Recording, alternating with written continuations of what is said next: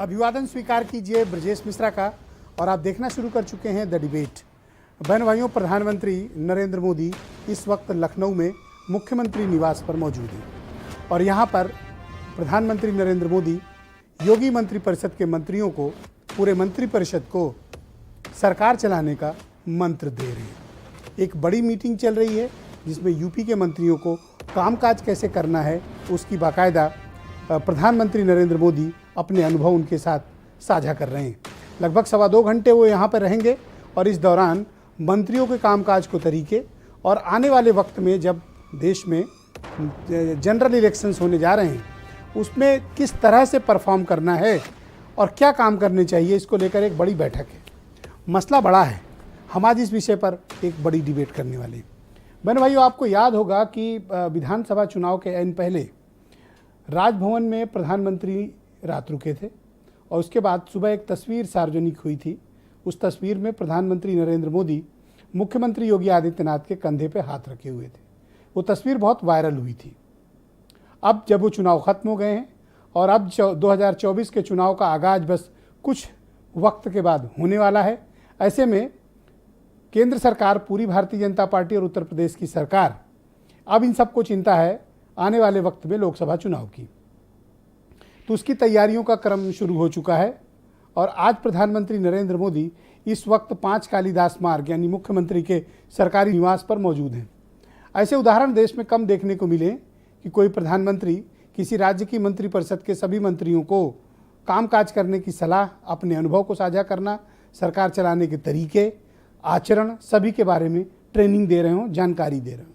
इसका साफ संदेश है कि उत्तर प्रदेश प्रधानमंत्री के लिए बेहद महत्वपूर्ण है राजनीतिक तौर पर भी, क्योंकि उत्तर प्रदेश की 80 पार्लियामेंट्री सीट्स ये तय करेंगी कि भारतीय जनता पार्टी देश में जब चुनाव होंगे तो उत्तर प्रदेश से उसको ज़्यादा शेयर मिले, लायन शेयर मिले।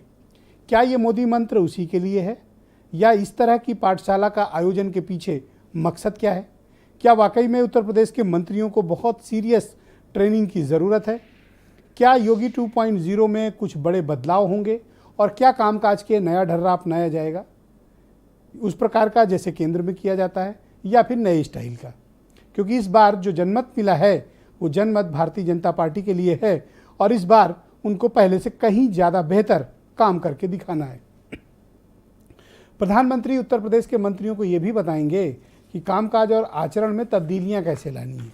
यूपी के मंत्रियों की अधिकांश शिकायत यही रही है कि वो कामकाज को लेकर बहुत सीरियस नहीं होते हैं, विशेष तौर पर अपने विभाग को लेकर।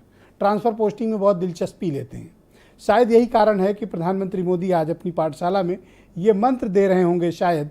अब डिटेल्स तो थोड़ी देर बाद पब्लिक होंगी कि क्या क्या मंत्र शेयर किए गए हैं, लेकिन ये ज़रूर है कि उत्तर प्रदेश के कई मंत्री कसे भी जाएंगे उसमें, अपने कामकाज, अपने तौर तरीके, अपनी बेतुकी बयानबाजी को लेकर भी हो सकता है कुछ डांट फटकार भी पड़े। तो उत्तर प्रदेश को लेकर प्रधानमंत्री नरेंद्र मोदी की इतनी संवेदनशीलता, इसका कारण क्या है?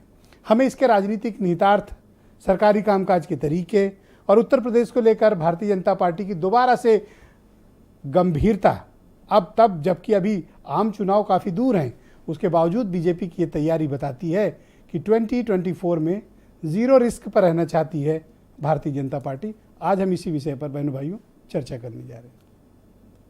मेरे साथ भारतीय जनता पार्टी से आलोक अवस्थी हैं, सुनील